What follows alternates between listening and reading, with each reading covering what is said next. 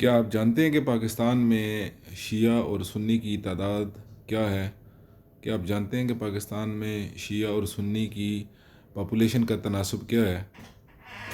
جی ہاں، سوال تو بڑا سادہ ہے لیکن جواب بڑا مشکل ہے۔ وہ جواب نہیں جو آپ کے ذہنوں میں گردش کر رہا ہے۔ یقیناً آپ لوگوں کے ذہن میں اس سوال کا جواب یہی گردش کر رہا ہے کہ پاکستان کے اندر اہل سنت کی تعداد 70%، 75% یا 80% ہے، اور شیعہ کی تعداد 20%، 25% یا 30% ہے۔ یقیناً ہر ایک کے ذہن میں یہی جواب گردش کر رہا ہے، مگر نہیں، یہ جواب بالکل غلط ہے۔ اصل جواب یہ ہے کہ پاکستان میں نہ تو شیعہ بستے ہیں اور نہ ہی سنی بستے ہیں۔ پاکستان میں دو طبقات بستے ہیں۔ شیعہ اور سنی کی پاپولیشن پاکستان میں نہ ہونے کے برابر ہے۔ پاکستان میں اس وقت دور حاضر میں ابھی آج کی بات ہو رہی ہے، اس وقت پاکستان میں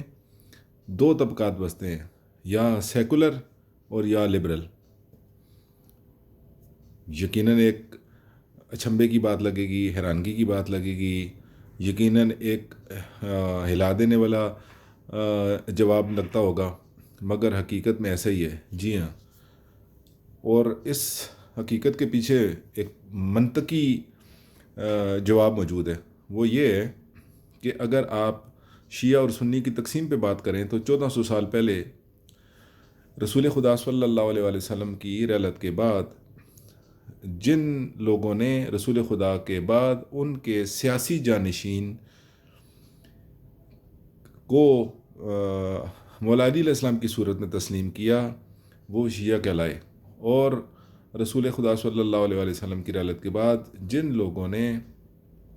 رسول خدا کے سیاسی جانشین خلیفہ اول حضرت ابوبکر کو تسلیم کیا، وہ سنی کہلائے۔ اس کا مطلب یہ ہوا کہ اگر ہم اسی منہج کو اپنے ذہن میں رکھتے ہوئے آج کی بات کریں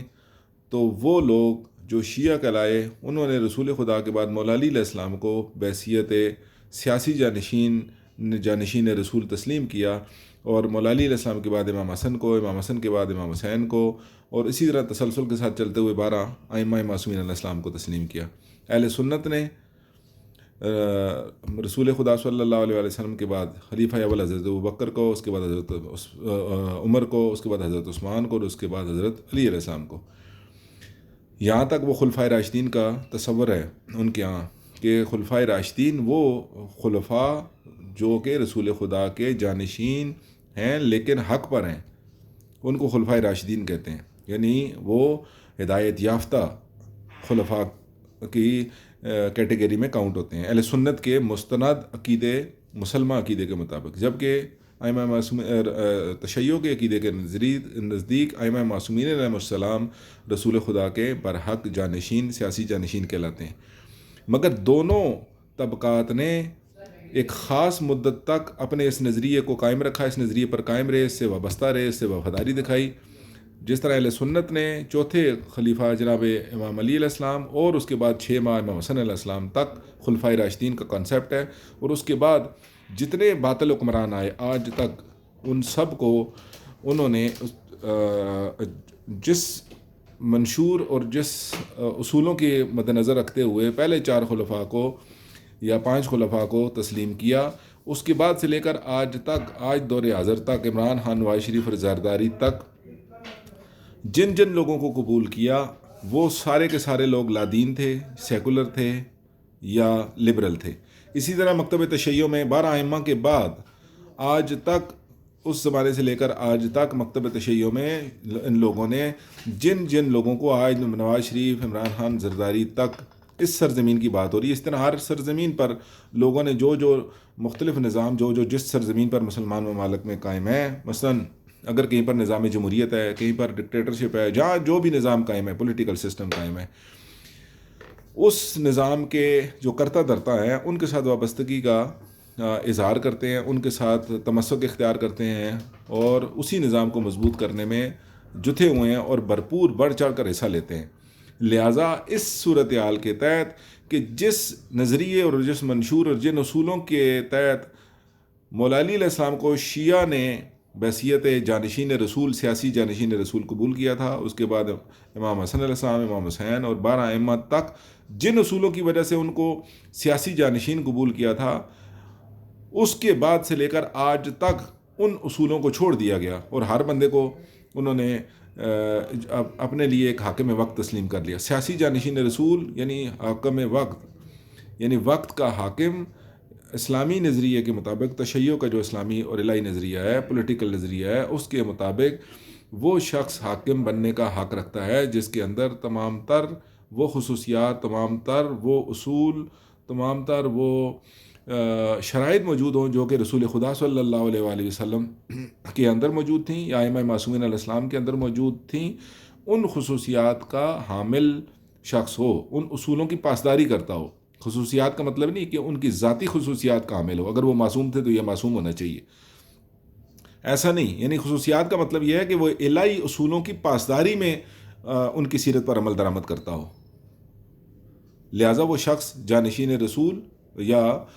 آج کے زمانے کے اندر حاکم وقت بننے کا حق رکھتا ہے. اسی طرح اہل سنت کے ہاں ان کی منہج کے مطابق رسول خدا کے بعد پہلے خلفاء جن اصولوں کے تحت حق حاکمیت رکھتے تھے، ہونا تو یہی چاہیے تھا کہ آج تک انہی اصولوں کی پاسداری میں آج بھی کسی کو حاکم انتخاب کیا جاتا تو انہی شرائط کو سامنے رکھا جاتا. مگر انتہائی افسوس کے ساتھ یہ کہنا پڑ رہا ہے کہ یہ ایک زمینی حقیقت ہے کہ نہ شیعہ اپنی منہج پر قائم رہ سکے اور نہ سنی اپنی منہج پر قائم رہ سکے. جس طرح شیعہ نے اپنے اصولوں اور اپنے منشور کو چھوڑ دیا اور آج ہر قسم کے فاسق، فاجر اور لبرل، سیکولر طبقات کو اپنے لیے بحیثیت حاکم قبول کیا ہوا ہے، جبکہ انہی لوگوں نے، انہی کے آباء و اجداد نے ماضی میں بڑے بڑے ظالم اور جابر حکمرانوں کے زمانے کے اندر بھی کچھ مخصوص لوگوں نے اپنے آپ کو صلاحی منشور سے ہٹانے کو گوارا نہیں کیا. لیکن اگر آپ دیکھیں تو بے شمار ایک تعداد، چاہے وہ تشیع کی ہو یا اہل سنت کی ہو، ایک خاص وقت تک، جس طرح تشیع میں 12 ائمہ تک اور اہل سنت میں امام حسن علیہ السلام تک اپنے اصولوں کی پاسداری کی. اس کے بعد دونوں طرف تھوڑے تھوڑے قلیل تعداد میں لوگ ایسے تھے جو اس منہج پر قائم رہے، لیکن ایک کثیر تعداد اپنے منہج پر قائم نہ رہ سکی، جس کی وجہ سے وہ اپنے راستہ، اپنے اصول، اپنے منشور سے ہٹ کر آج اگر ہم آج کی بات کریں کہ جو سوال ہم نے اٹھایا کہ آج اس سرزمین پاکستان پر اگر ہم نگاہ دوڑائیں تو اس وقت انہی اصولوں پر، جن اصولوں پر مکتب تشیع نے مولا علی علیہ السلام کو بحیثیت حاکم اور 12 ائمہ کو بحیثیت حاکم سیاسی جانشین رسول کے طور پر تسلیم کیا تھا اور حاکم وقت کے طور پر تسلیم کیا تھا. سیاسی جانشین رسول کو تسلیم کرنے کا مطلب حاکم وقت کا جو ہے اس کو تسلیم کرنا ہے، اس کی بیعت کرنی ہے، اس کے ساتھ اظہار اپنا وفاداری کرنا ہے. اسی طرح اہل سنت کے ہاں جانشین رسول اگر خلفاء کو تسلیم کرنا ہے تو انہی ہی کی سیرت اور روش پر چلتے ہوئے آج تک اسی قسم کے لوگوں کو قبول کیا جاتا ہے. مگر افسوس، صد افسوس کہ آج کوئی بھی پاکستان کی سرزمین پر اگر اب نگاہ دوڑائی جائے تو نہ کوئی شیعہ نظر آتا ہے اور نہ کوئی سنی نظر آتا ہے، بلکہ سارے لوگ شیعہ اور سنی مل کر یک زبان، یکجا ہو کر سیکولر اور لبرل طبقات کو اپنے لیے حاکم تسلیم بھی کرتے ہیں، حاکم انتخاب بھی کرتے ہیں اور اس حاکم سے عشق بھی کرتے ہیں اور اس کے ساتھ اظہار وفاداری بھی کرتے ہیں. لہٰذا اس سوال کا جواب جو آپ لوگوں کے ذہن میں گردش کر رہا تھا وہ قطعاً کسی صورت میں منطقی، عقلی اور الہی بنیادوں پر قبول نہیں کیا جا سکتا. کہ یہ اسی طرح ہی ہے کہ جیسے اگر آپ کسی چیز پر، مثلا ایک چیز ہے اور اس پر کسی اور چیز کا اگر آپ ٹیگ لگا دیں، اگر آپ ایک رکشے کے اوپر اگر آپ مرسیڈیز کا اشتہار لگا دیں، ٹیگ لگا دیں اور کہیں کہ یہ مرسیڈیز ہے، تو وہ آپ کے ٹیگ لگانے سے مرسیڈیز نہیں بن سکتی.